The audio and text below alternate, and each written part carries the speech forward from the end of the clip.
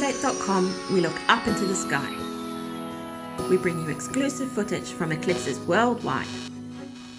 We take our mobile observatory to where the action happens. Hi, Stefan. Hi, Anna.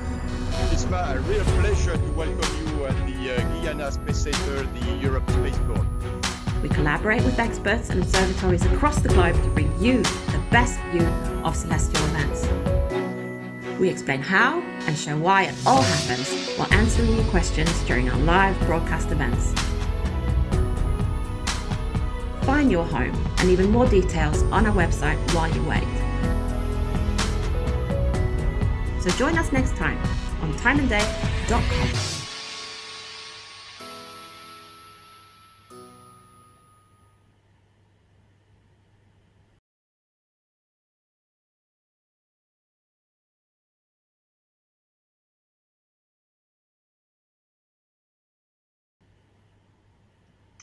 Welcome to timeanddead.com, and hello from Norway. And here I'm Anna Buckle and Graham Jones. You're in Japan.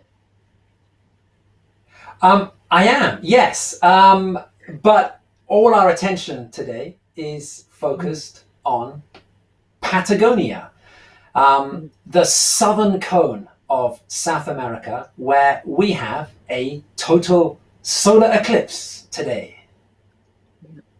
And we were supposed to be there, but we're here in respective countries, and we've got some good images we hope coming through, and we're waiting for the partial phase to start. Isn't it starting fairly soon, Graham?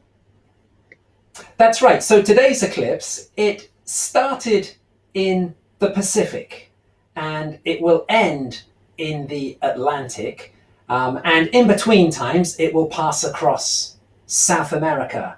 So worldwide, the partial eclipse began in the Pacific about an hour ago. The total eclipse started in the Pacific just a few minutes ago. The darkest part of the moon's shadow, the umbra, has touched down onto the Earth. It's now out in the South Pacific. It's racing towards South America.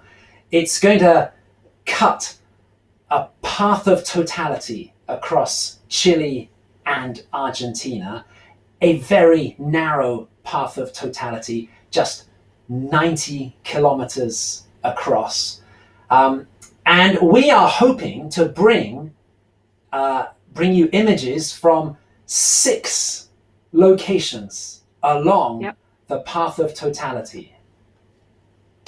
We've got one location in Chile, and we've got another 5 in Argentina that we're hoping to show you images from. So here we've got our list with all the different times of totality. So we've got quite a good run there, hopefully, of totalities going from 1603 UTC up to 1623 UTC, if we're lucky, if the weather plays along, if technology plays along. There's quite a few things that need to coincide for total eclipse streaming to work. Yeah, if things do work today, then this could be a very exciting run of totalities. So this path of totality across Chile and Argentina, so it's very narrow, 90 kilometers across. It's also quite short, the overland part of this eclipse, from the Pacific coast of Chile across to the Atlantic coast of Argentina. It's only about 900 kilometers across. The umbra, the dark part of the moon's shadow, is moving at a colossal speed, about 2,500 kilometers an hour as it crosses Chile and Argentina. So it doesn't take long to get from the Pacific side of South America in Chile, right the way across to our final location there. El Condor is the easternmost location. It only takes 20 minutes to get right the way across South America. If the weather holds up, and if if everything works, we could have an exciting run of totalities to look at today. 20 minutes of totalities. So we're hoping, we've got our fingers crossed, but we've already had some images in from Chile, from the Volcano Villarrica, and they're rained out at the moment. They're probably really bummed out being rained out, and we're hoping that the skies will clear and we'll get some gorgeous images from there as well. Yes.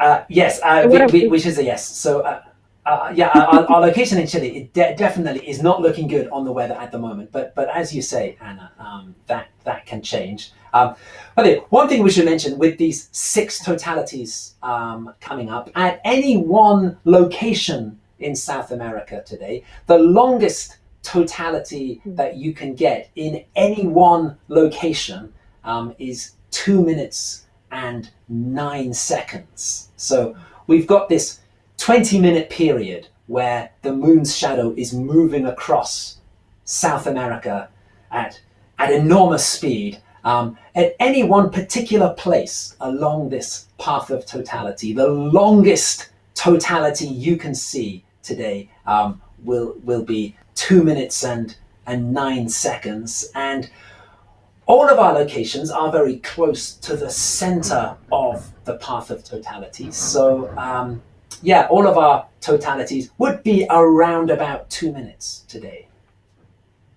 So that gives us a lot to look at and gives us some time to breathe and take it in.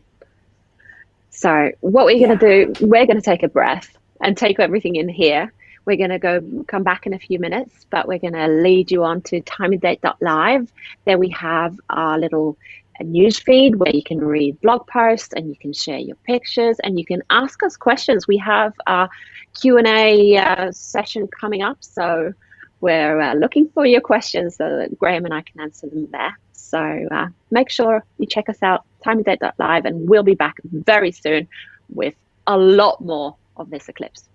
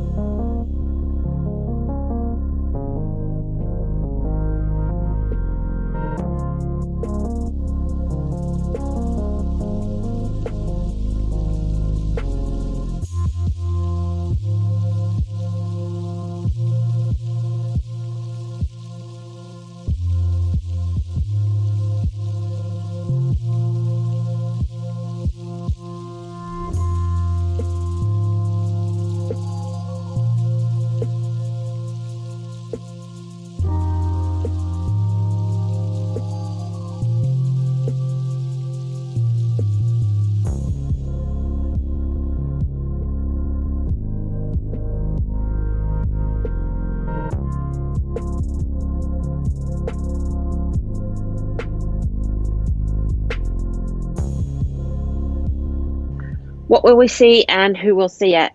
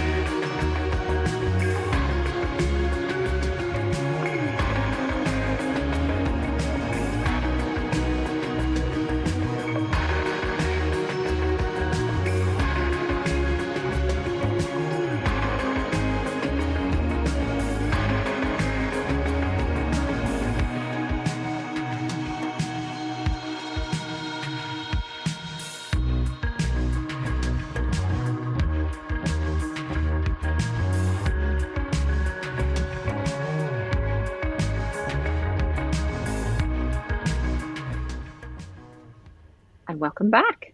We're here streaming this total solar eclipse. It's visible in South America, and we just lost our image there from where was it? It was in Piedra de Águila, and we just saw that the moon was eating in on the sun there, and then they had some technical issues, and we had to flip flop over to El Condor, but we're getting along with our total solar eclipse viewing here, Graham, aren't we? It's very exciting. Yeah. It is exciting. Well, this is actually very exciting to see what happens today. So we've got 6 locations across Chile and Argentina. The moon's shadow is moving from the Pacific. It's moving towards the east across to the Atlantic. So in order of sequence today, we've got the first location to see the partial eclipse and to see the total eclipse will be in Chile. That's the kind of the westernmost location. That's the Volcano Villarrica in Chile. The partial eclipse is well underway there now. It's been underway there for about 10 minutes, but we can't bring you any pictures yet because the weather is still against us. It's covered in cloud at the moment at Volcano Villarrica. Just before we came back, in fact, there we see, right, that is the latest picture there from Volcano Villarrica, and it's not looking great, but we've got fingers crossed, we've got everything crossed that things might clear up. Just before we came back, Anna, we were looking at pictures from Piedra del Águila, and we, as you say, we just started to see the moon eating into the sun's disk, round about the sort of the 10 o'clock position on the clock face of the sun. Up there in the top left, we started to see the sun being eaten away. Right now, we're looking at pictures from El Condor. This is, in fact, our easternmost location. This is right on the other side of Argentina, on the Atlantic coast. The partial phase in El Condor will be starting in about 7 minutes. Yeah. Meanwhile, on the other side of Argentina, so now we're moving hundreds of kilometers across Argentina, westwards towards the Andes, back in Piedra del Águila. The partial eclipse has been underway here for 8 minutes, and well, we can now see that the moon is starting to take a fairly decent sized bite out of the sun there in Piedra del Águila. We have a really handy timeline there at the bottom of our screen that tells us a little bit where we are in the eclipse. And as you can see, the totality is coming up. So you can see there as we move through the partial phase and over to the total phase of this eclipse. And we have all our locations have their own timeline. So the timeline is specific to the location. So when you see the name of the location up in the left-hand corner, you can also see at the bottom where we are in the course of the eclipse to make things easy for you guys viewing us. But what are we actually in for here today, Graham? So the moon will be moving all the way across the sun. It will spend a couple of minutes completely covering the sun, completely blocking the sun, until it starts moving off in the uncovering the sun after totality. That's why on our timeline there, we've got this very long timeline of those very long partial phases. The total phase only lasts for a couple of minutes, just because the moon and the sun are almost the same size. Today the moon is only just a little bit bigger than the sun as we see them in the sky, so it can only cover the sun for about 2 minutes, and then it starts to uncover the sun again as it continues moving across.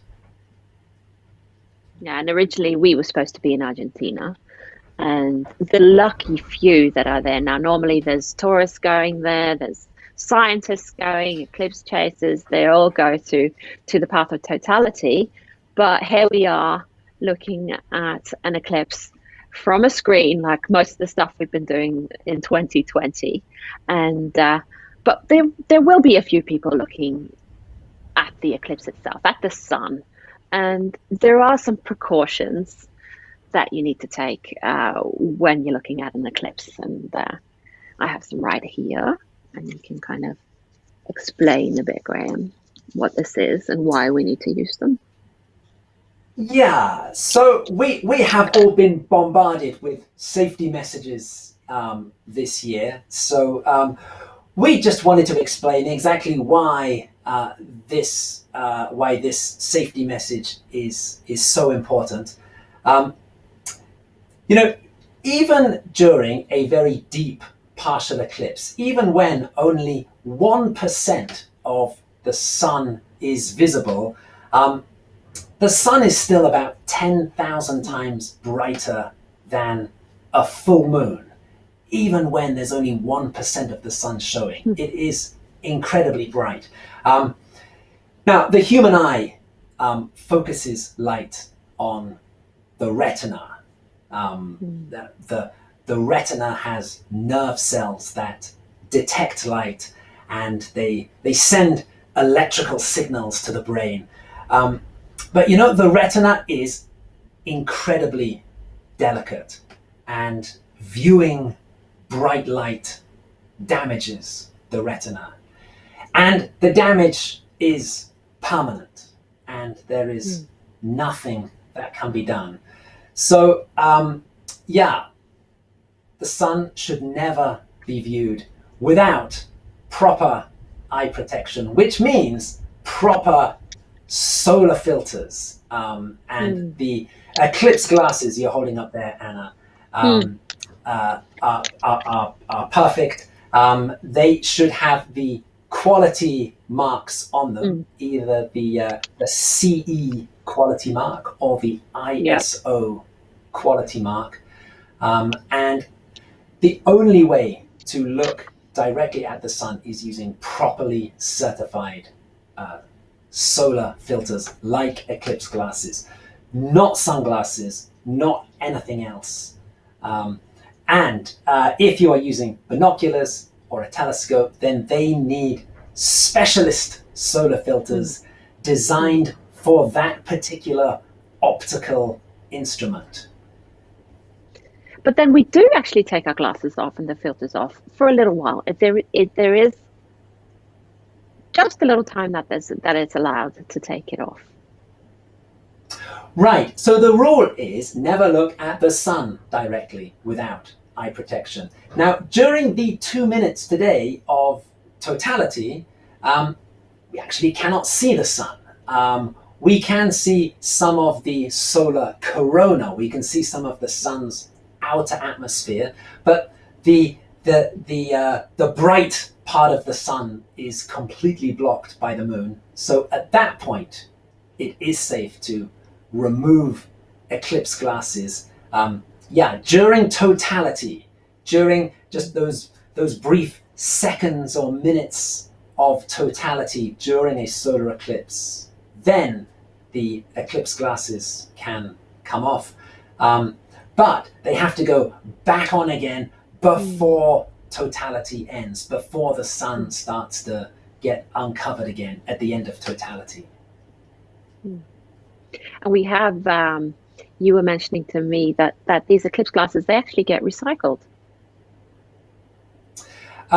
Yes, we really want to, we want to mention the great work done by Astronomers Without Borders, which is an organization that works on connecting people around the world through astronomy. And they have done a fantastic job of sending 46,000 recycled solar eclipse glasses to Chile and Argentina for this event, which is tremendous work. And yes, yeah, a lot of people are able to now really enjoy this eclipse with eclipse glasses, thanks to Astronomers Without Borders. And when we were in Argentina last time, the eclipse was a very narrow strip across Argentina. Now it's even further down on that cone, and only a few people can see it, really. Isn't that right? Right. So, yeah, I mean, well, we're looking here, in fact, at our eclipse map for today. So here we're looking at a very big shaded area, which is covering, most of South America and even a little bit of Africa. Now, this big shaded area is showing where a partial solar eclipse is visible today. So Paraguay, Bolivia, parts of South Africa, they will see the moon take a bite out of the sun and produce a partial solar eclipse. In order to see totality, in order to see the moon completely cover the sun, you need to be on the path of totality, and that is the very narrow dark red line in the middle of this map. Just the very, very narrowest innermost line. It's only about 90 kilometers across, and to see the perfect alignment of the sun and the moon in the sky, you've got to be within that very narrow corridor.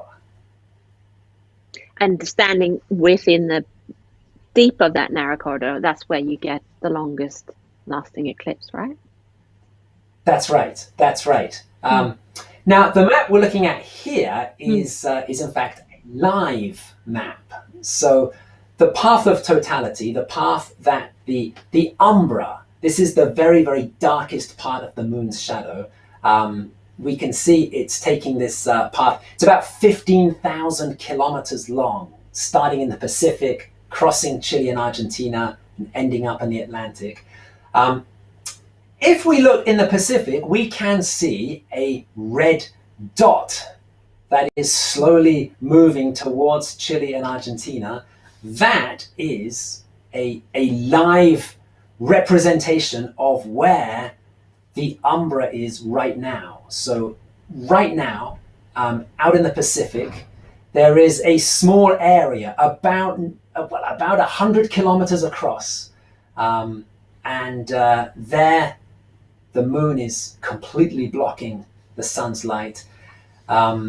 This very, very small point of dark shadow, it is rushing towards Chile at thousands of kilometers an hour, and it will be reaching Chile. Well, at our location in Chile, totality starts at 16:03, so that's really that's in 1 hour. So over the next hour, that red dot will continue racing across the Pacific and will be arriving overland in 1 hour. And even though we saw our image from there that it's wet, it's cloudy, and we're just hoping for clear weather, but even so, we will notice that there will be a totality there. It will get darker. So we'll see how. Maybe we'll have some people outside cheering at least as the sky grows darker. So we're going to leave you there with some images from El Condor, and we're going to take a bit of a break. We'll be back in a few minutes and tell you a bit more about. Let me just see with my script here, what a solar eclipse is and how it works. And make sure you go to timeanddate.live, and there you'll find our live news stream where you'll find more information about what's going on during this eclipse. There will be people's tweets and people's Instagram images there, and you can post us your questions, Q&A later on. And did I remember it all, Graham? I think you did, yes. Well, we'll see you back soon.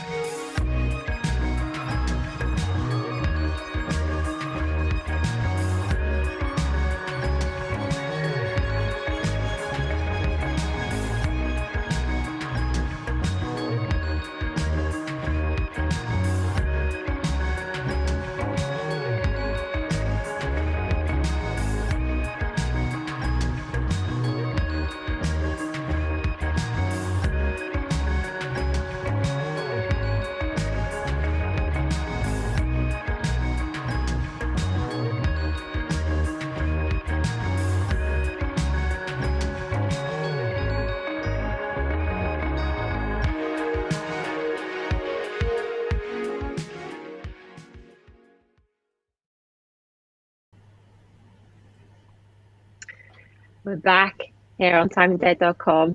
We're looking at some pretty sad images, I think, when we're looking at the solar eclipse from Volcano Villarrica in Chile. They must be very frustrated over there. Fortunately, Piedra de Águila, we've got some good images of the partial phase there. Everybody's struggling a bit technically. So yeah, a little bit in and out. The connectivity isn't too good. So we're doing our best to keep the images coming. But we are watching a total solar eclipse. I'm in Norway, Graham's in Japan. We're looking at this on a screen in Argentina and Chile, and that's what the world has become. But the moon has started to take a big bite out of the sun. On our timeline below there, we can see that we're about a third into the partial phase of this total solar eclipse, totality coming up in just under an hour. So yeah, I want to ask you, Graham, what is a solar eclipse? Why are we so giggly and excited about this? So a solar eclipse, where the moon is blocking the light from the sun. Well, here we have a diagram, in fact, which shows exactly what is happening here. So we have this perfect alignment between the sun, the moon, and the Earth.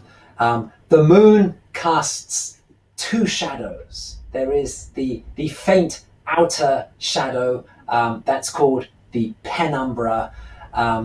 That is a fairly big shadow. As we saw earlier, large parts of South America, the Pacific, the Atlantic, right down to Antarctica, will see a partial eclipse, will be covered by the penumbra today. The umbra, the very dark part of the shadow, where the moon is completely blocking the sun's light, that is a much smaller shadow. By the time it reaches the Earth, it has narrowed and tapered until, well, today, when it strikes the Earth, it's only about 90 kilometers wide. It is just an incredibly small dark shadow which just reaches the Earth and just causes this amazing phenomenon that that is a total solar eclipse. And this image here is not really to scale, but it shows, because the sun is way out, would be way out of our picture here, but so the distances are much further, aren't they, Graham? Here you go. We've got a little to scale image popping up above us here. Right.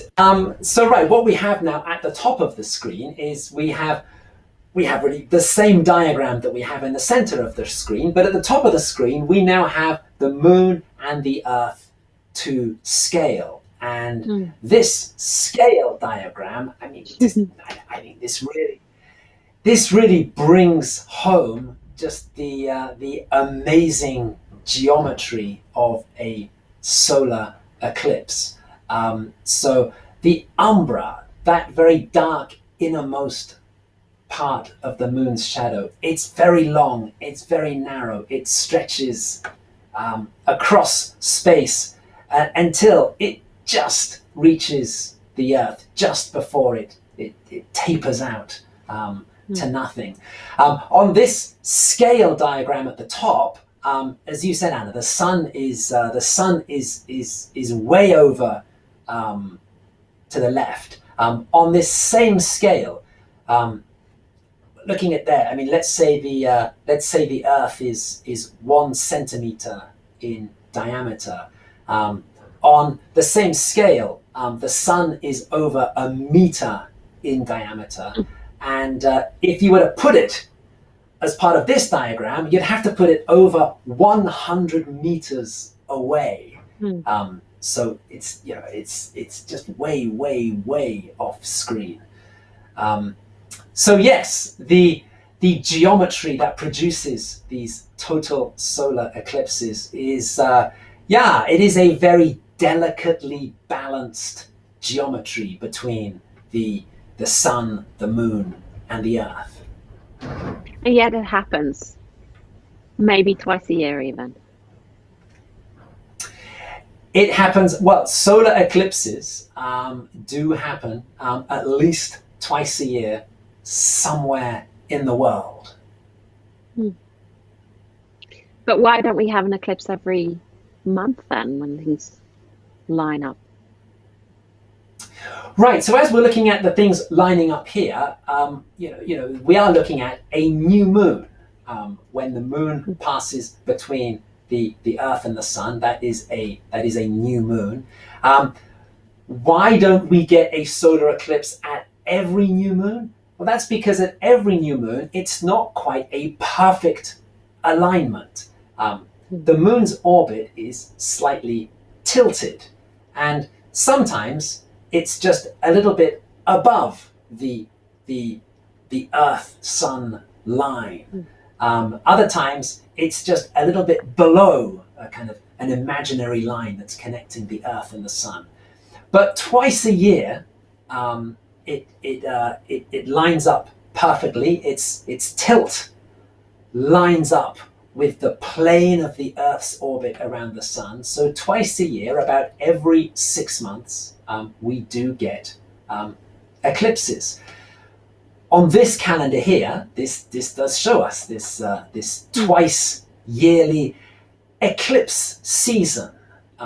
There is a period of about 34 days where the tilt of the moon's orbit is closely aligned enough with the Earth's orbit around the Sun to produce this 34-day window where an eclipse can happen.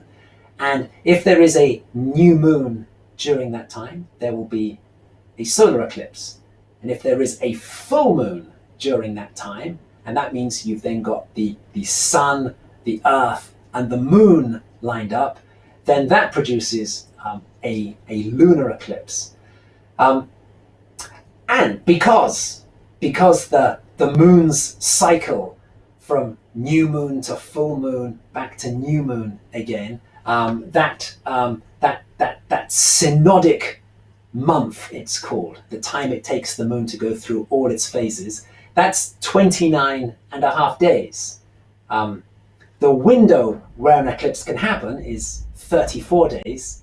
So that means that in every eclipse season, we are guaranteed at least one solar eclipse and at least one lunar eclipse.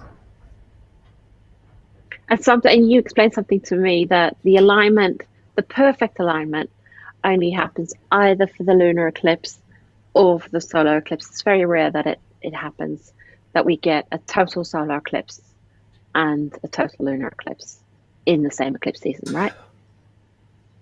Right, so the new moon and the full moon, they are 2 weeks apart. So if you get the really, really perfect alignment for one, you get a slightly imperfect alignment for the other. So 2 weeks ago, we had another live stream here on timeanddate.com. That was for a lunar eclipse, but that was just a penumbral lunar eclipse. The moon moved through the Earth's shadow, but not through the very dark central part of the Earth's shadow, just the faint outer part. 2 weeks later, today, the alignment is perfect. So the Earth is moving through the darkest part of the moon's shadow. And by the way, Anna, talking about our penumbral eclipse 2 weeks ago, that was, of course, a very difficult eclipse to observe because the Earth's penumbra is this very faint shadow, and we couldn't really see a very dramatic darkening on the moon. Kind of looking at these pictures from Volcano Villarrica, this does show us why, because right now Volcano Villarrica is in the moon's penumbra. The light level is slightly reduced because about half of the sun has been covered up by the moon.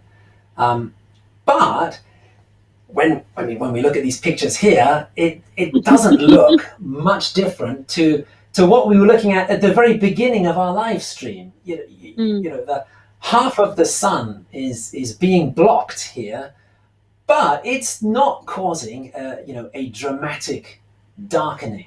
No. The big darkening comes right at the very end of the partial phase, when nearly all of it's like from when about 80% of the sun has been covered by the moon. That's when you really start to notice dramatic changes in light levels and temperature.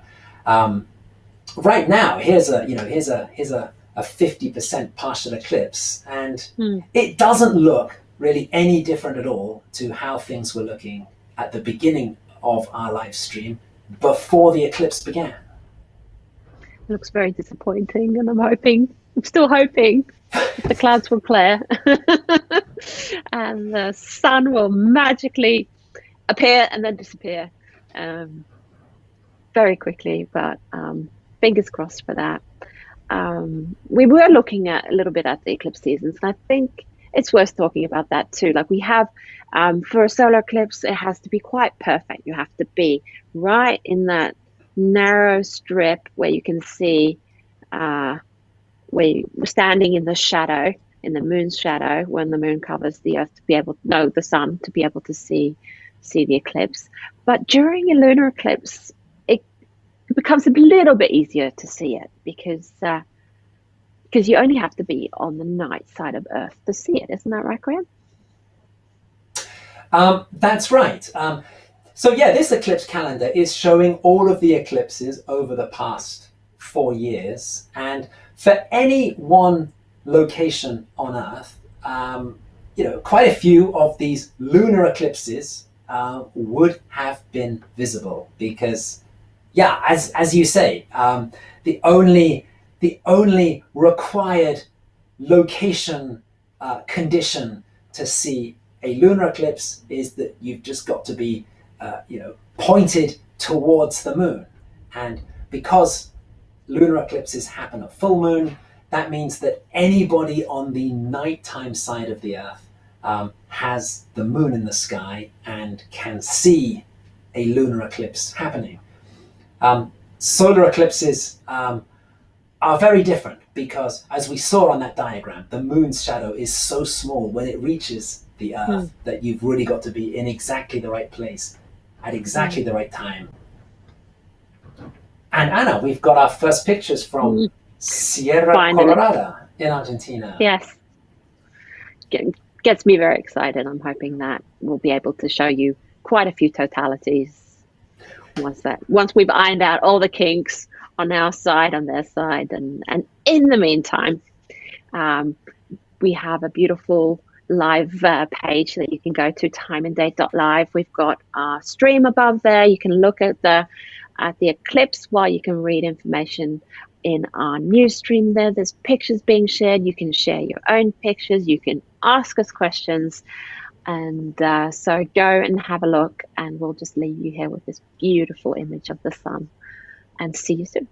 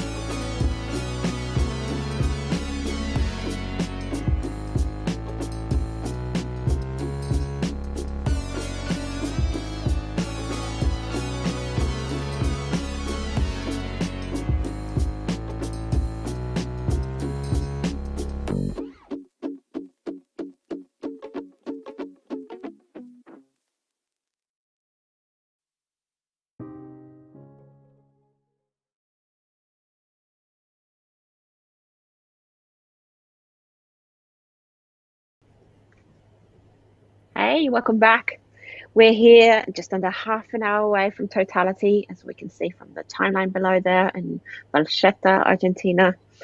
And we hope the weather holds up. We hope all the streams hold up. And there has been a lot of talk about this, about whether or not we would be able to see this eclipse. And you were at a symposium last week about this, weren't you, Graham? Right, last week there was an International Astronomical Union symposium, which was originally planned to be held in Bariloche, which was very close to the path of totality for today's eclipse. And the plan was that everybody would go to the symposium and then go out on buses to watch the eclipse today. Of course, that didn't happen. The symposium turned into an online event. But there was a lot of talk and a lot of discussion about how this is really the first eclipse for a very long time where there are really, no one's traveling to cover the eclipse. The kind of the sort of the usual experienced people for covering eclipses are unable to travel. We are working with local partners today, who are really doing this for the first for the first time. And there was a lot of discussion last week about how it would go today with streams and images from along the path of totality. We should say that we are actually really grateful to our partners who are providing us with these images. From Valcheta and from 4 of our locations in Argentina, we have Canal 10, Channel 10 from the Rio Negro province of Argentina. And they are getting us, both of the images of the sun that we're looking at right now from Valcheta and from Sierra Colorada. Our images from Piedra del Águila, they are coming from RTN, Radio Televisión del Neuquén. That's from the Neuquén province of Argentina. That was where we were supposed to be today, Anna. we should also say a big thanks to the local government in Piedra del Águila, who gave us a lot of help with the logistics for our trip, which in the end never happened. And finally, from Volcano Villarrica, where totality will be starting in about 13 minutes. We are getting those pictures from the Institute of Astrophysics at the Pontificia Universidad Católica, which is based in Santiago, Chile. A team has traveled down from the capital and has got set up on the slopes of the volcano. They're up at about 1,500 meters. They've been putting in microwave links in order to get the images out to the world. They've been doing a fabulous job. The only thing that hasn't been working for them, of course, has been the weather, because they still seem completely clouded out there. But across the border from Argentina, we are getting some nice images now of the eclipse sun, and the partial eclipse is getting pretty deep now. In Argentina. It's getting very deep, and we need to talk a little bit about what happens during totality, and we'll do that after a little break. We'll be back in a few minutes talking about the solar corona and what that will look like, and maybe some things that we'll have to look for during totality. So make sure you go to timeanddead.live, check out pictures, check out our news stream, ask us questions, and we'll see you back here soon.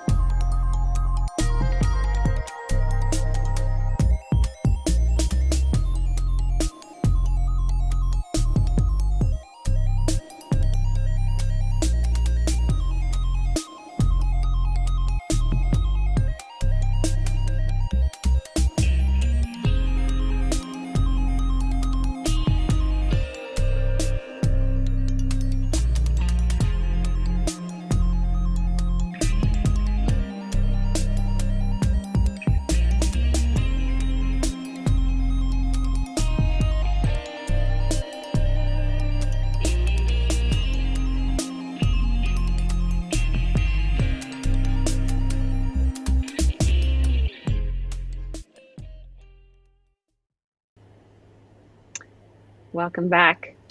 So we've got our studio here in Stavanger, Norway. They're working really hard in the background here to make sure that we're getting okay images from all these different partial eclipses. It's the same partial eclipse with different feeds. And we're closing in on totality, and we're hoping to bring you proper totality. And during totality, we see something really special, and you can only see it during a total solar eclipse, and that's the solar corona, isn't it, Graham? Right, yeah, in some ways that is the big highlight of a total solar eclipse. Right, the solar corona, the outer part of the sun's atmosphere, which is always there. It's always above us in the sky all day long. It's just that it's a lot fainter than the bright central disk of the sun, so we never get to see it. The only time we can see it is when that central disk of the sun is completely covered, and we can see this well, very kind of ghostly corona poking out from behind the moon. That is the outer atmosphere of the sun, the solar corona. And it normally doesn't look the same, right? It can change quite dramatically from one solar eclipse to another. Right, there is a lot of movement in the solar corona, so it never looks the same. There is also a big difference depending on where we are in the solar cycle. The sun does have a rhythm which is around about 11 years long. This is tied in with sunspots. We have a solar minimum where there's really no sunspots, and that builds through to a solar maximum where we have the highest number of sunspots, and then it tapers off again to another solar minimum. At the moment, we are just coming out of a solar minimum, and for this eclipse, the solar corona should be looking something rather like, well, in this comparison that we can see on the screen. During solar minimum, the solar corona tends to have a slightly wing-shaped look. Jumping forward to halfway through this next solar cycle, for the big forthcoming total eclipse across North America in 2024, that will be very close to the middle of the cycle, closer to solar maximum. And there, the solar corona will look much more symmetrical, as we can see in the lower image there. So yeah, the corona never looks the same. So it'd be interesting to see if we can see what the corona will look like during the totalities that are coming up. And during totality, we get to take. And during totality, if you're lucky enough to be out there, you actually can take your eclipse glasses off. But before that, when it's partial like this, wear your glasses, use your filters. And we'll see that, right, during totality, that they will take the filter off their telescopes so that we can hopefully observe the corona. Right. So even when we're looking at this, this fairly narrow crescent sun here, that's still incredibly bright. So the only way to get images of it is using a filter, and the only way to look at it is using eclipse glasses. Even when that crescent sun is just the merest crescent, even when there's just 1% of the sun's disk showing, it is still incredibly bright and requires proper solar filters for viewing. So yeah, it really is when the sun is completely hidden that it's safe to take off the glasses. It looks like we're back in Volcano Villarrica, and we are now about 3 minutes away from totality. And finally, it is starting to really get darker. The big change in light level really just comes in that final 5 minutes before totality. Until more than 80% of the sun has been eclipsed, there is very little difference in the amount of sunlight on the ground. But now, for sure, here we are. 2.5 minutes from totality. It's definitely getting darker. And if we didn't know better, we'd think that this was sunset, right? It's like the sun going down on a cloudy day, and it just gets darker and darker. But we know that there's an eclipse under that, above those clouds. Right. So yeah, local time. This is 1 o'clock on a summer's afternoon, and if the clouds weren't there, we would see coming from the west. We would be able to see the umbra, the moon's dark shadow, actually approaching from over the western horizon and moving towards our location here. Well, and now as we're watching, it is the light is fast disappearing there. And we're just gonna kind of stay and look. We can talk a little bit about what we can see during totality, if we can actually see the sun. We've got some other features other than just the corona that we can see. We can see something called the diamond ring effect. We can see something called Bailey's beads, and we do have a diagram, but we want to keep you looking at this dark image here of it just going black. One of the things when you have a clouded out eclipse is that you do actually, you can actually get proper darkness. Kind of one of the surprises with totality on a very clear day is that it doesn't go completely dark. The solar corona that we talked about, it's much fainter than the moon, but it is about as bright as a full moon. And of course, we know that a bright full moon can actually, provide quite a lot of light at night time. But when things are clouded out, there is really, there's nothing coming from the solar corona. Also on a clear day, from around the edge of the moon's umbra, you can also get sunlight coming in from the edge of the umbra. It's only about 90 kilometers across. So if you look towards the horizon, you can see the sunlight on the horizon. But again, if it's cloudy, like right here, that's not happening. So things have gone completely black and completely dark at Volcano Villarrica. And we're into totality here, and we can see nothing. It must be quite unnerving to be in that complete darkness in the middle of the day. Well, they're going to have 2 minutes and 9 seconds of complete darkness, and as we look at this, I mean, this is a chance to think back on the effect of these total eclipses on humans throughout history. I mean, this is this started off as a summer's day, and here it is, the middle of the day. It's gone completely black for 2 minutes. It is a real end of the world simulation. Right here. And we can see above. What about? So I was going to say we're about halfway through totality here. About halfway. And we can see above your head there. Here we go. We've got an animation here showing where we would be. Like you can see that totality is here at Villarrica. This is our animation from timeanddate.com showing what it would look like. Ish. Right, so this is an animation, right, and it's showing, we can see that the moon is slowly moving there across the sun. We can kind of see that sort of outer part, that's kind of that's the sun's corona that we've simulated on the diagram. We are now sort of coming up to the very final part of totality there in Volcano Villarrica. So, the light should be coming back now.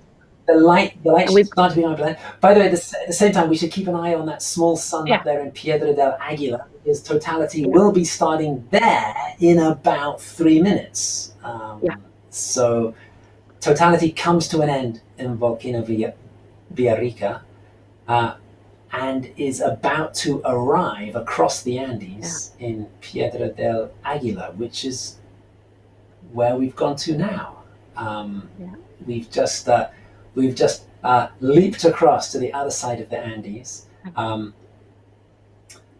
The moon's umbra, that very dark part of the shadow, it's now between Volcano Villarrica and Piedra de Águila. And actually, it looks like we are back. It looks like we're back at Volcano Villarrica, where things are not brightening up just yet. Totality finished. It finished about a minute ago, and it's still quite a bit dark. Well, things are still looking very dark there. Things should start. It's coming out. I can see it. I can see the contours of the people appearing. The light coming back. Wow. Okay. Image is jumping a little bit in and out. But yeah, you can see the people there. I wish I could see their faces.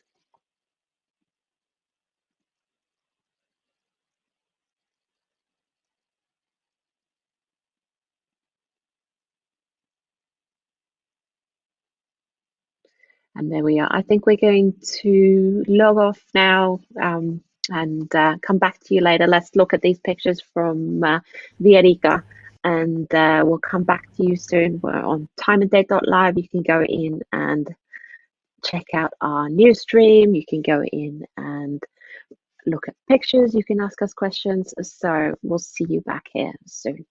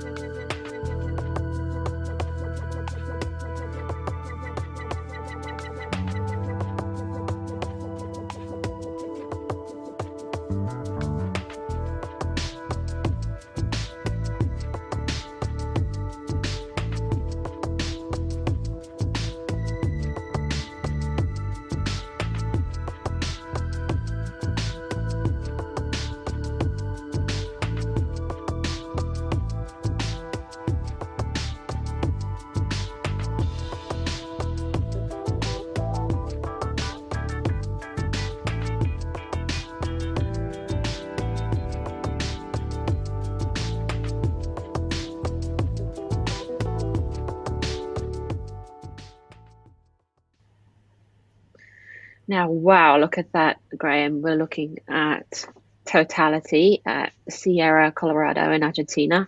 There's a little bit of a diamond ring effect there behind the clouds before they change the filter back. Our images are slightly delayed because this is what we experienced when we were in Argentina as well, that we were struggling with quite a delay getting the images into the studio.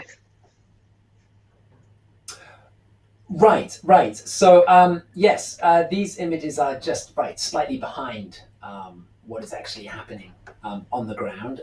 But we have seen, sort of jumping between the various images there, we have seen the sun going into totality. And as we look at it here in Sierra Colorado, the sun is now just re-emerging from behind the moon, and we're getting another crescent sun on the opposite side of the moon. And well, that whole partial eclipse will now play out in reverse, and the moon will slowly uncover the sun.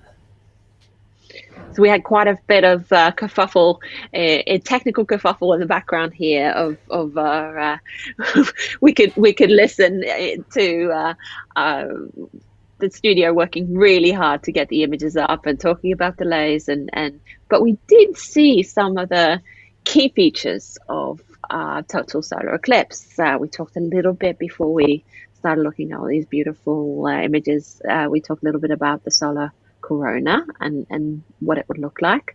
And we've got a pretty stable image here from Valchetta, so that hopefully we'll get into totality there at some point. I'm not going to say what time it is because of the delay.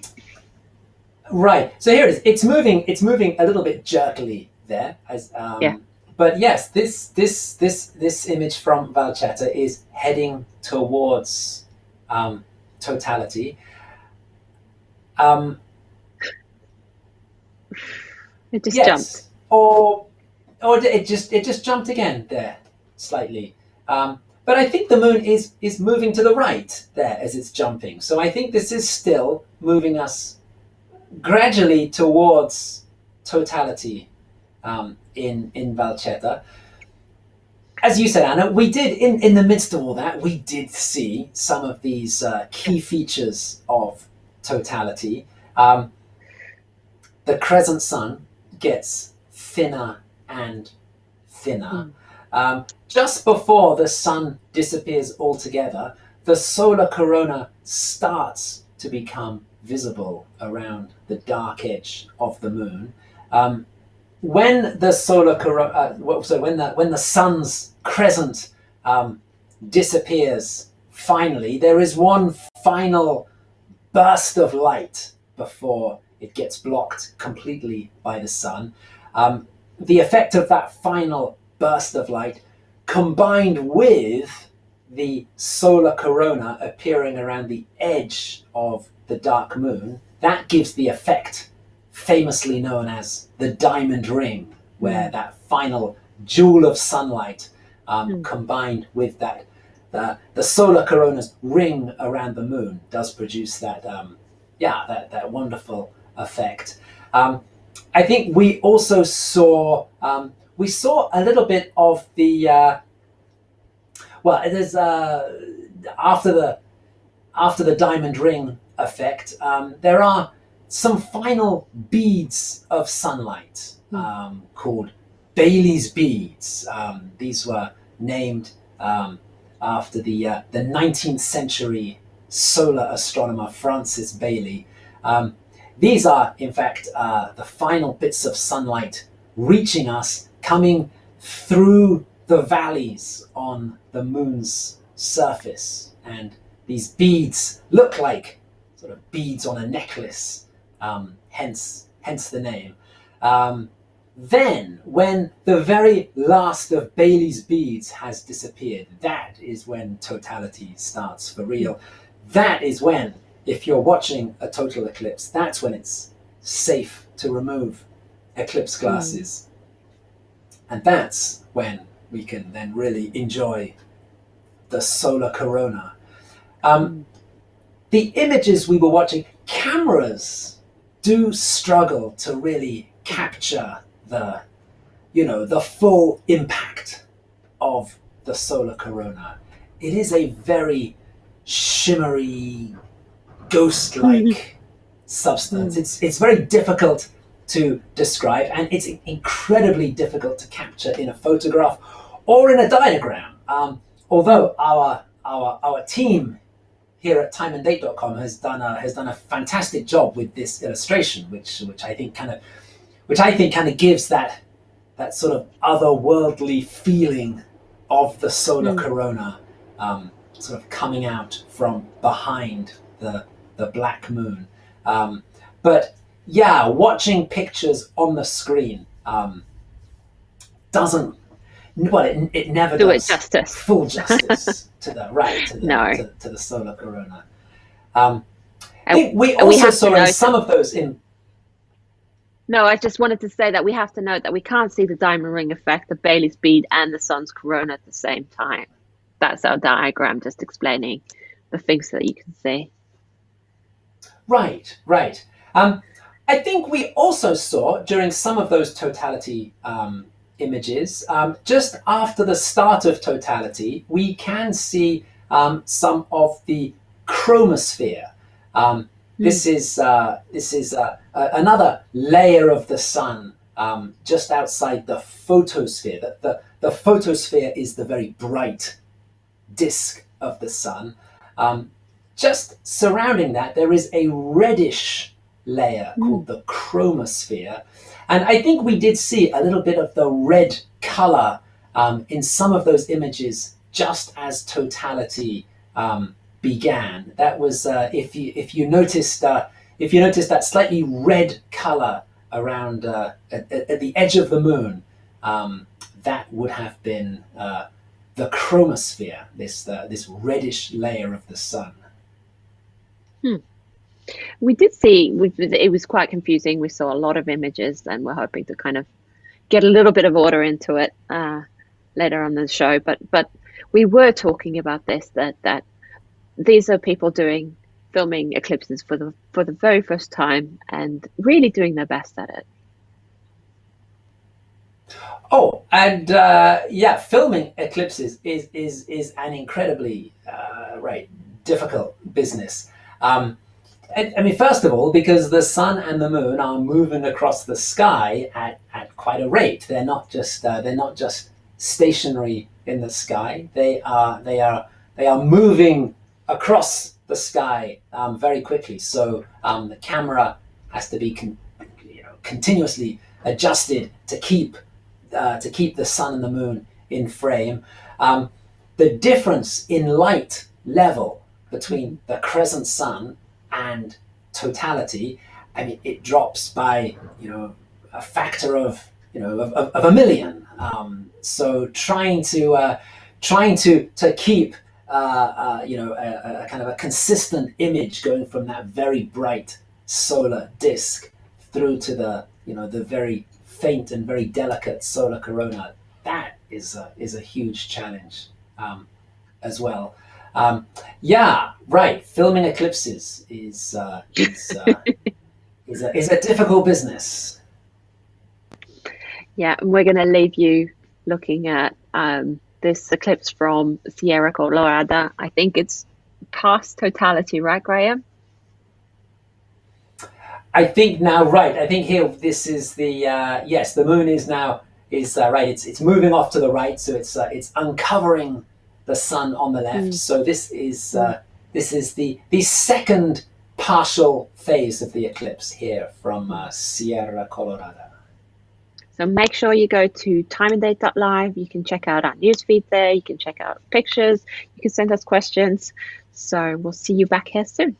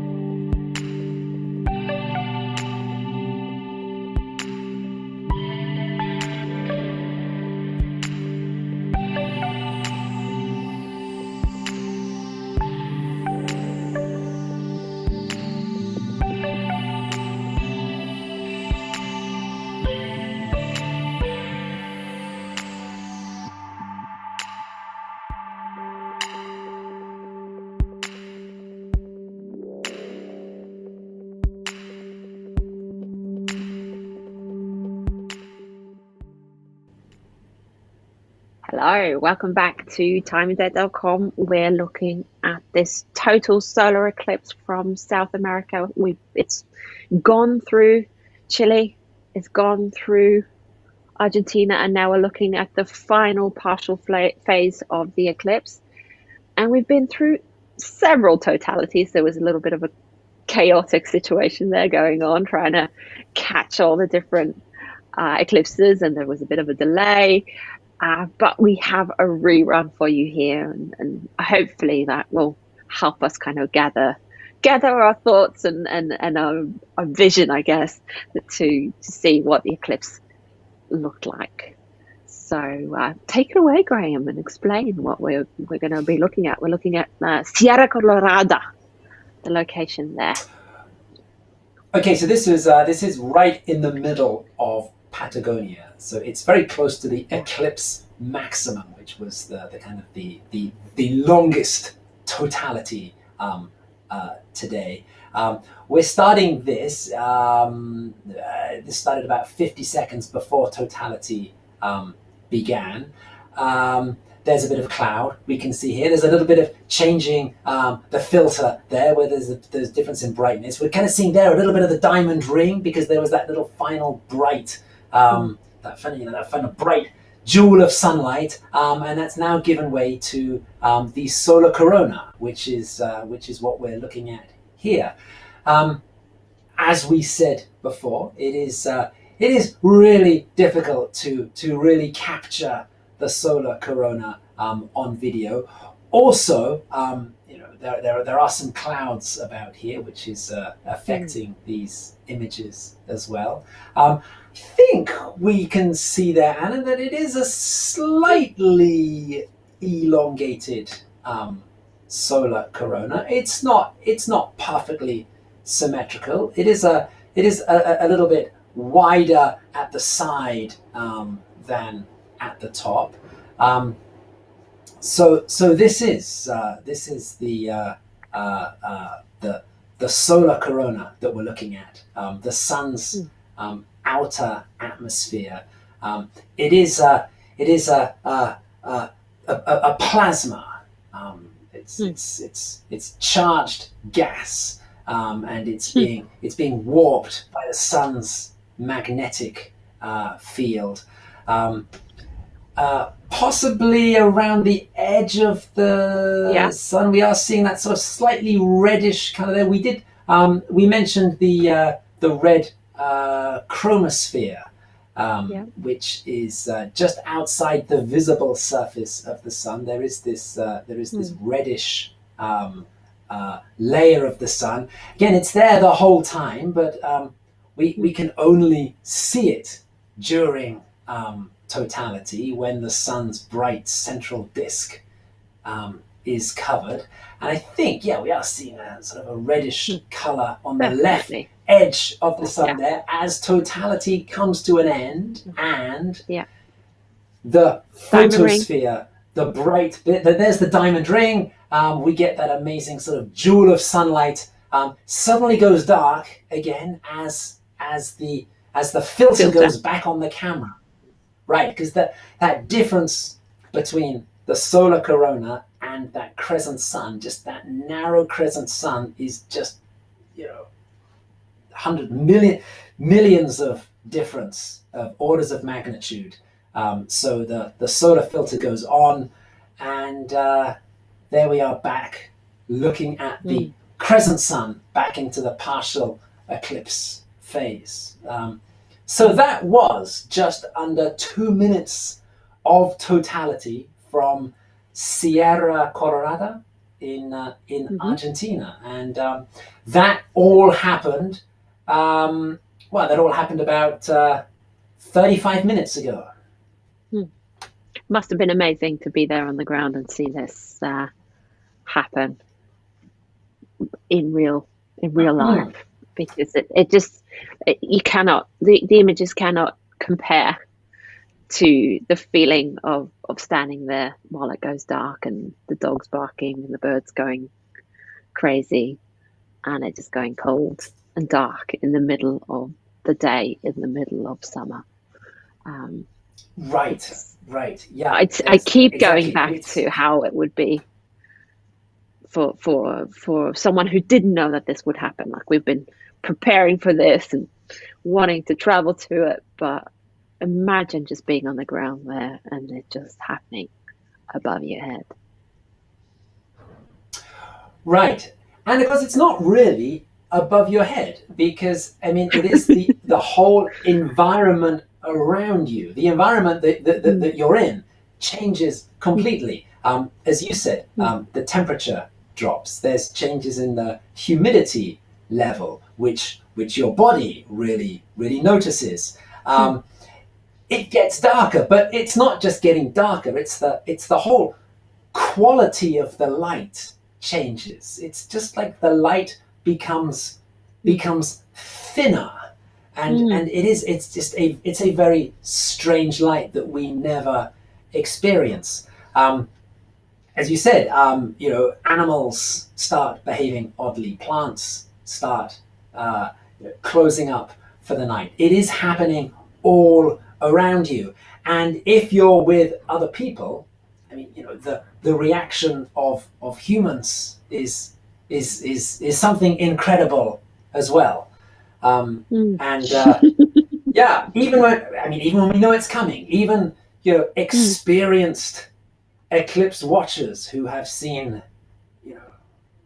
many eclipses, they still get that amazing feeling at totality, which is why they keep going back at great trouble and great expense and great organization to keep chasing these eclipses. It is because it is just it is an extraordinary experience. And absolutely, if you think back to the early days and what that would have been like for early humans to go through, literally feeling like the end of the world. Yeah, it was been an utterly overwhelming experience. It is quite a kick. I can attest to that.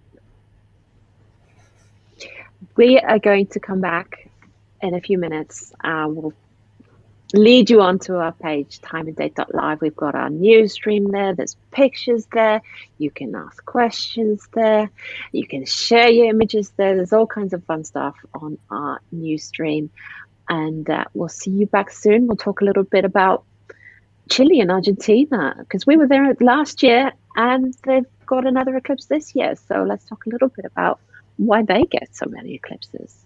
So see you soon.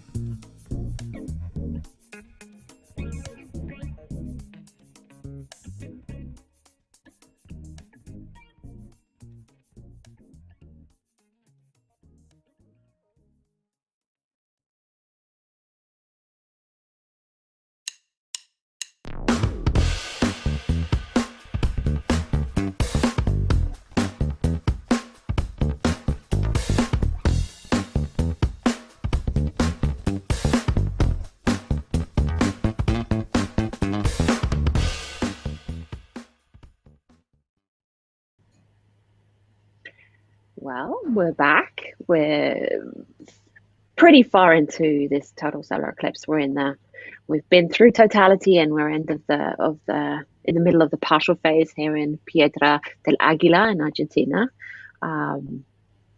It still looks pretty weird and amazing, the sun, and it kind of makes you think of a moon instead of a sun with the moon cutting into it like that.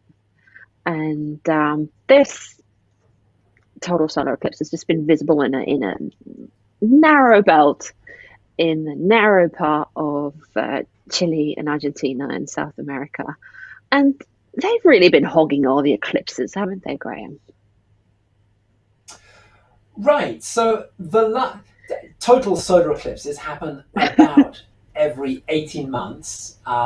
So the last one happened about 18 months ago. Well, we were there, Anna. That was also a total solar eclipse across Chile and Argentina. And yeah, it does seem that Chile and Argentina do seem to get a lot of these kind of exclusive eclipses just for them. And well, here we have an interesting map that shows how Chile and Argentina have been hogging a lot of eclipses. Yes. So what we're looking at on this map is we are looking at a period of less than 10 years. We are looking at 5 solar eclipses that take place over a period of under 10 years. Now, some of these eclipses are total eclipses, and some of them are annular eclipses. An annular eclipse is where the moon is a little bit further away from the Earth, so it's a little bit smaller in the sky, and it can't quite cover the whole of the sun. So you're left with the moon in the middle of the sun and this very narrow annulus or ring shape around it. Here we are looking at 5 paths of totality or paths of annularity. They all go across Chile and Argentina, and they're all pretty much exclusive to those 2 countries. Number 1 was an annular solar eclipse. This was back in 2017, started in the Pacific, went across Chile, Argentina, then across the Atlantic. It did just make it into Africa. Angola, the Congo just caught the very end of this annular eclipse. Number 2, this was the last total eclipse. This was the one that we brought you live on timeanddate.com from San Jose de Hachal in Argentina. Started in the Pacific, didn't quite make it to the Atlantic. Here the path of totality finished in Argentina, just south of Buenos Aires. Number 3, this very thin yellow line, that is today's total eclipse. Again, starts in the Pacific, ends in the Atlantic, exclusive to Chile and Argentina. And then we have 2 annular eclipses coming up, which follow exactly the same pattern. There's number 4 in 2024, and there's an eclipse number 5 on this map in 2027. Again, pretty much exclusive to Chile and Argentina. And it does look from this map that, Chile and Argentina are having all the fun when it comes to eclipses. Is it a coincidence? Well, yes and no. Well, there is a reason why Chile and Argentina sort of get these events all to themselves. We can see from this map that the moon's shadow, generally moves from the west to the east. So the general movement of the shadow is in that sort of west to east direction. Now, Chile and Argentina, they are both very much north to south countries. So they actually have a better chance than many countries of having the path of totality or annularity pass over them, because they are covering a very big distance in that north to south direction. And when they get totality or annularity, it tends to be pretty exclusive to them, because to the west there is the big Pacific Ocean, to the east there is the Atlantic. You know, there is nothing to the left, nothing to the right of them, which is why we often end up saying, you know, this eclipse will be visible from a small part of Chile and Argentina, and we're saying that a lot at the moment. And there are lots of eclipses coming up in the future that will not only be visible from Chile and Argentina, fortunately. And you might be able to read about some of them on the blog right now on our news feed on our live page, but you'll definitely be able to read about them on timeanddate.com. And we will be talking a bit about them later on in the show. But we will be back later on to answer some questions about the eclipse and maybe show a bit, quite exclusive video, I will say. So tune in, and we'll see you soon.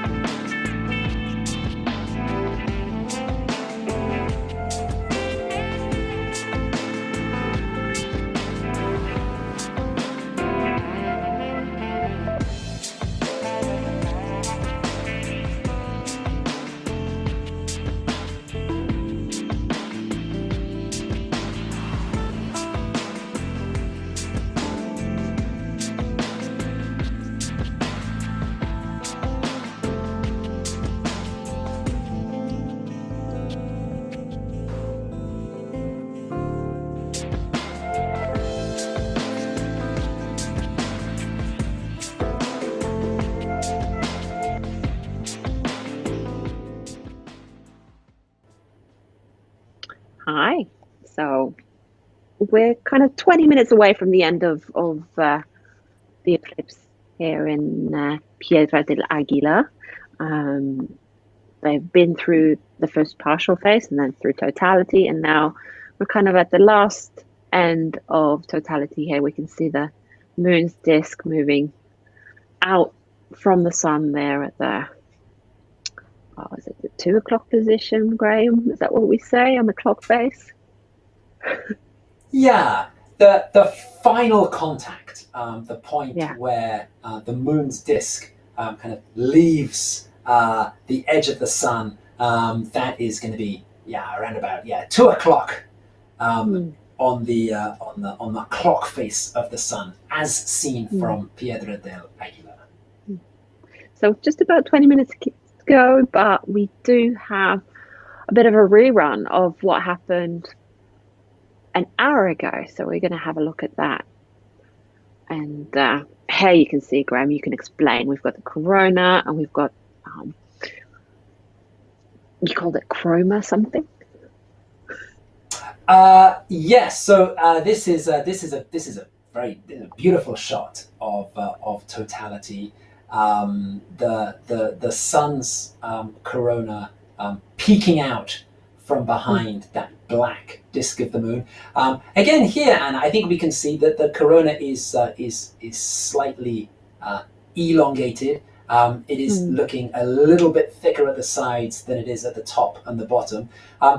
It is looking slightly different to the corona that we saw from the rerun from Sierra Colorada. That's simply because it's different equipment, different lenses, different filters. It's just capturing slightly different parts of the corona. We're seeing a little bit of the reddish color from the chromosphere there as well, just peeking out from the side. And by the way, Anna, we've been talking about early humans and the effect of things going dark and getting cold and the humidity changing and all the rest of it. There is, of course, added to that, there is the effect of actually then looking up and seeing this, this black hole in the sky surrounded by this, this sort of ghostly halo.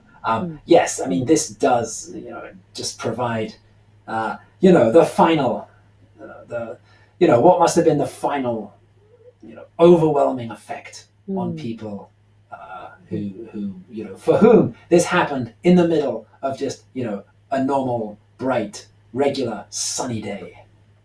And also, even though we couldn't see the sun in Chile, in the Volcano Villarrica, we could see that it quickly became quite dark. And we've done a little time lapse here. It's an hour sped up to 1 minute, and we can now see how quickly it gets dark. Yeah, so in this rerun, 1 second of this rerun time equals 1 minute of actual time. So we're looking at about an hour here, sped up to about a minute. And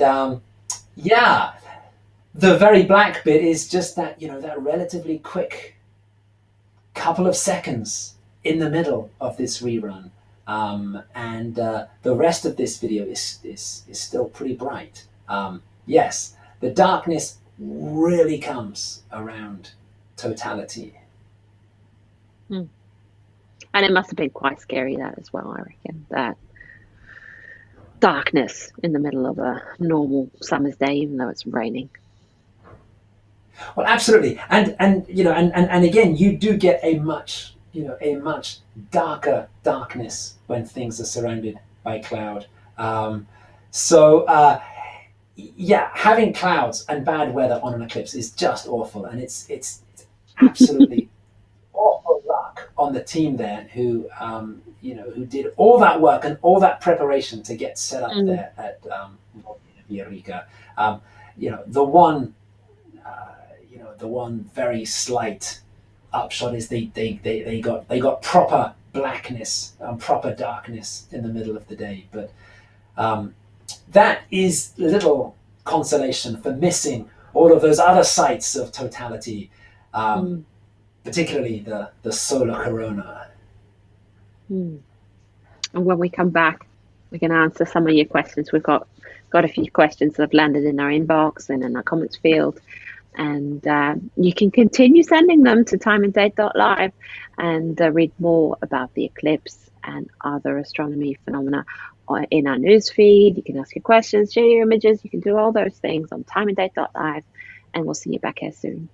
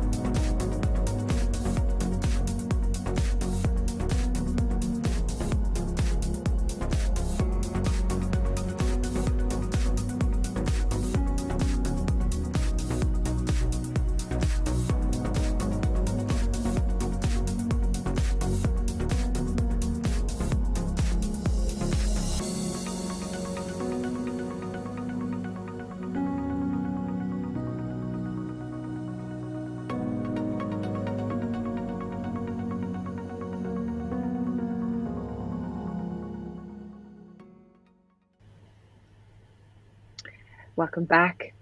As you can see, we're showing reruns from Sierra Colorado in Argentina. We've run out of images of the sun. We've got our map here showing where the totality is happening. It's right out in the ocean. So, yeah, we've got nothing to show anymore. But we can answer some questions, because we did get some questions in, and I'm just going to shoot them at you, Graham, and I'm going to ask you, how long can totality last? So this time we had around 2 minutes, but yeah. Okay, yeah, so totality can go for longer than 2 minutes. The length of totality is related to a few things. Firstly, it depends on the size of the moon. If the moon is closer to us, the moon is bigger and it can cover more of the sun. It also depends a bit on the size of the sun.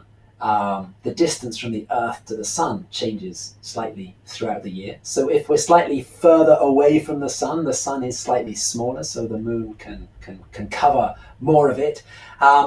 It's to do with your position on the Earth. The shadow is moving from the west to the east. If you can travel a bit faster to keep up with the shadow, then your totality will be a bit longer. And the Earth does spin faster around the equator than it does at the poles. So if you're at the equator, that can give you a bit of extra speed, which means you can kind of keep up with the moon's shadow better. Finally, depending on whether the moon is directly overhead or at a slight angle, that can also add a little bit to your totality duration. If you put all those things together, you can calculate a kind of a theoretical maximum for the longest possible totality, and that comes out at about 7.5 minutes. And that does, we actually do often get close to that. Within the next decade, for example, in 2027, there is a total solar eclipse that is going across North Africa and the Middle East.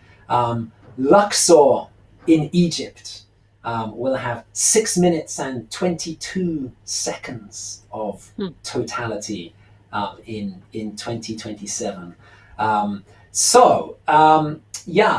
Longer totalities than today are certainly possible, but never more than 7.5 minutes.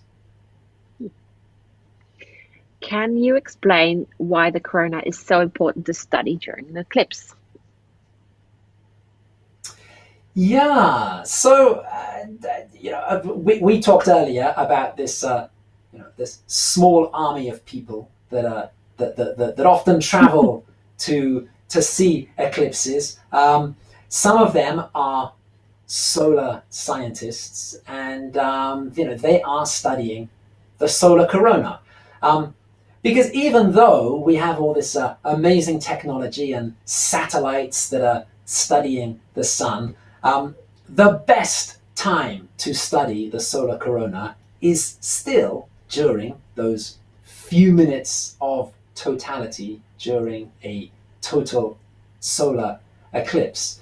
So total eclipses do always provide a good opportunity for solar physicists to go to work.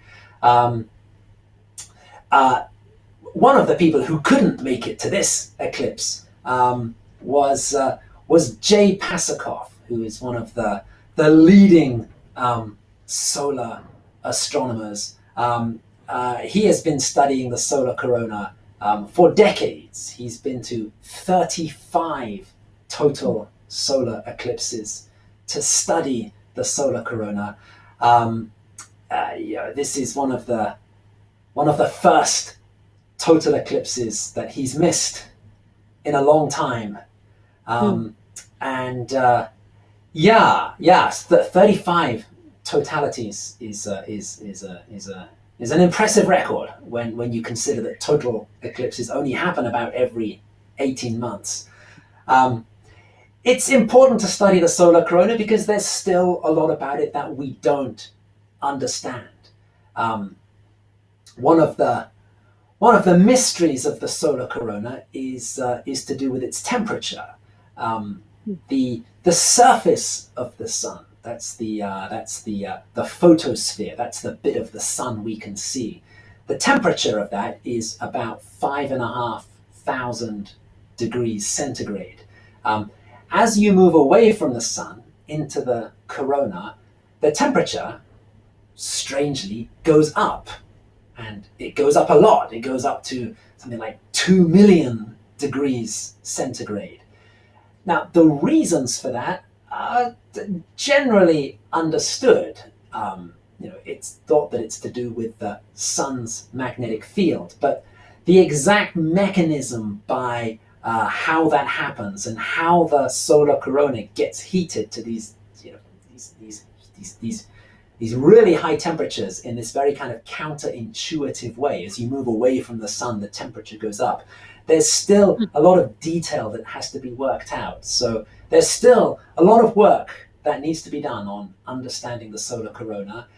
And the best time to do it is, every 18 months or so, you get 2 or 3 or 4 minutes to focus all your equipment on the corona and try to get a few more answers step by step, bit by bit. But we don't only look up at the sun, we also look up at the moon now, and the stars and the shooting stars. We do have quite a few meteor showers throughout the year, and I'm just going to shift topic here because we're not looking at the sun anymore. We're looking at meteor showers, and we've got one going on right now, the Geminids meteor shower. Can you explain a bit about that one, Graham? It's peaking just now, isn't it? Yes, the Geminids meteor shower is always this time of year, and it's really one of the big, reliable meteor showers. This year is particularly good because there is a new moon.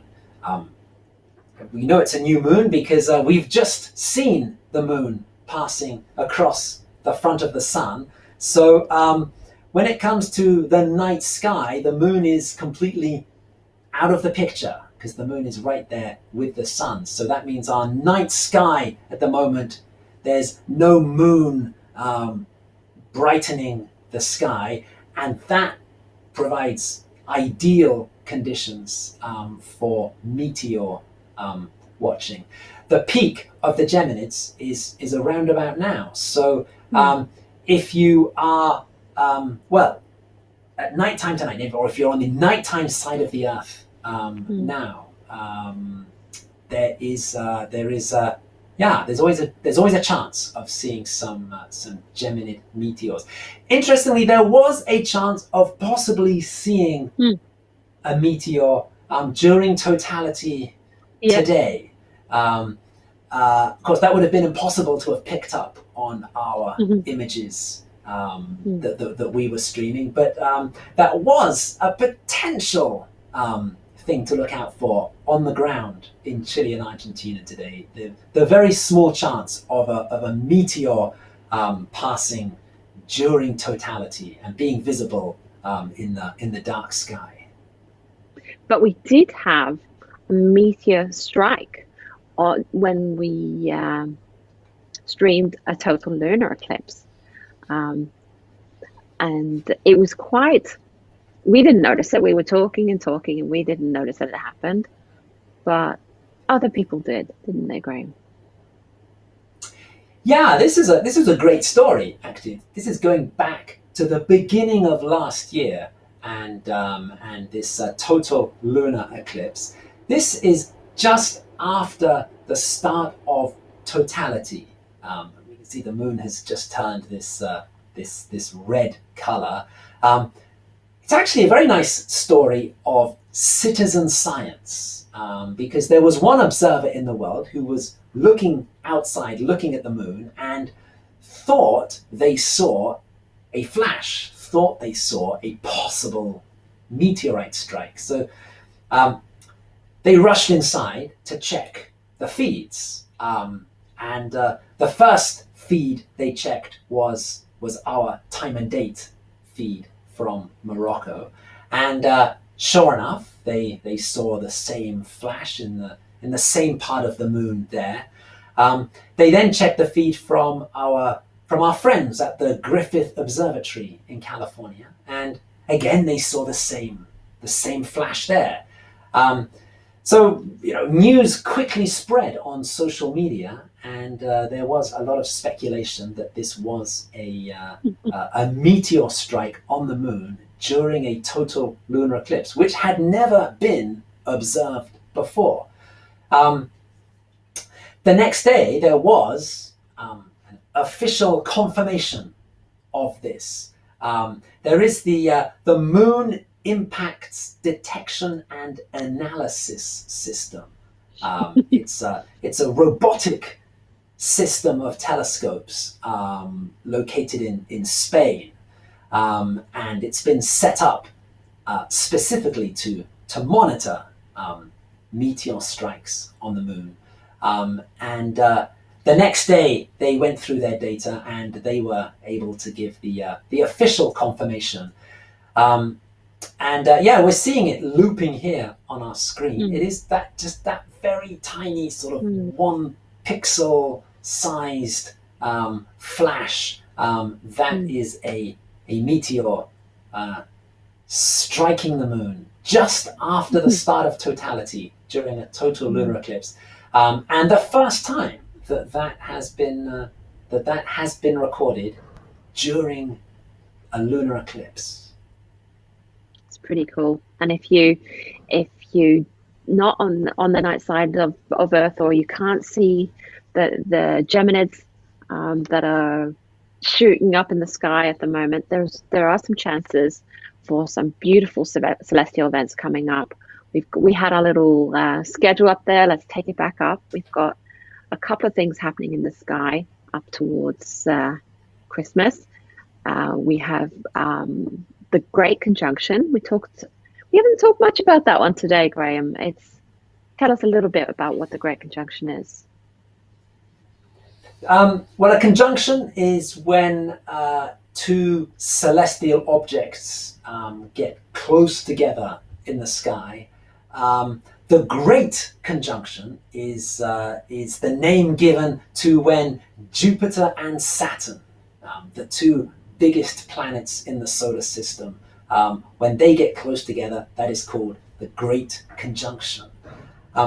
It only happens once every 20 years.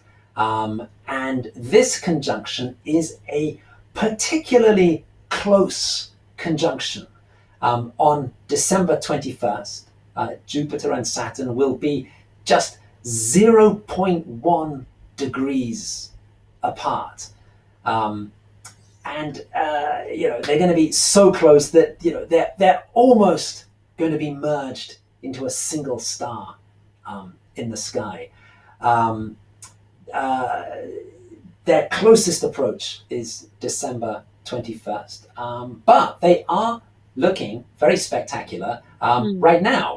We're only a week away from that, and to see Jupiter and Saturn, you need to be out just after sunset. They are fairly close to the sun, so as soon as the sun has gone down on the western horizon, close to where the sun has set, you will see two bright stars very close together. The brighter star is Jupiter, the fainter one is Saturn, and that is the Great Conjunction, and the very closest they'll be together, December 21st.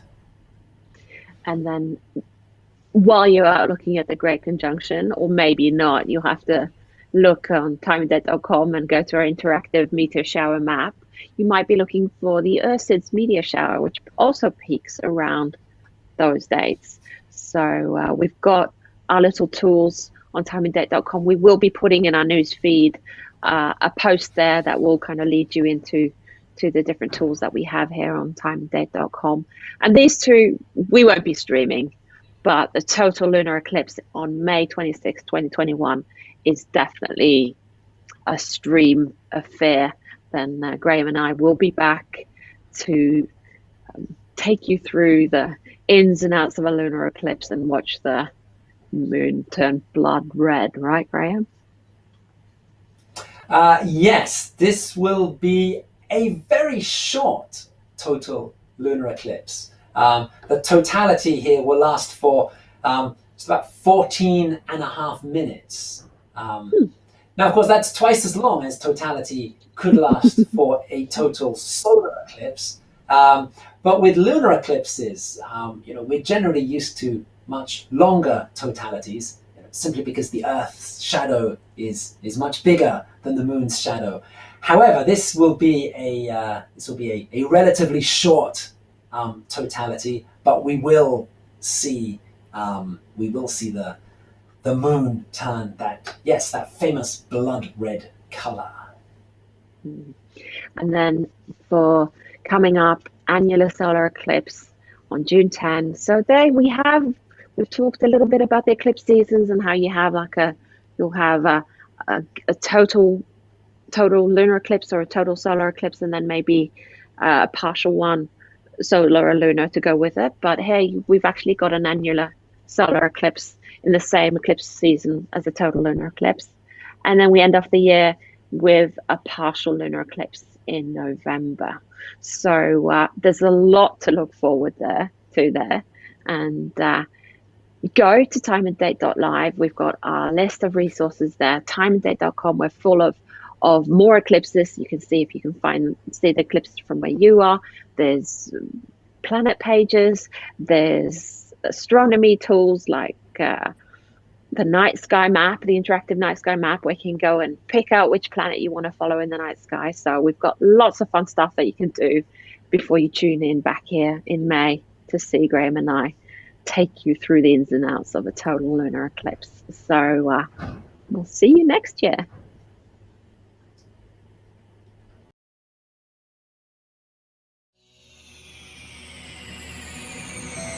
At timeanddate.com, we look up into the sky. We bring you exclusive footage from eclipses worldwide. We take our mobile observatory to where the action happens. Hi, Stefan. Hi, Anna. It's a real pleasure to welcome you at the Guyana Space Center, the Europe Spaceport. We collaborate with experts and observatories across the globe to bring you the best view of celestial events. We explain how and show why it all happens while answering your questions during our live broadcast events. Find your home and even more details on our website while you wait. So join us next time on timeanddate.com.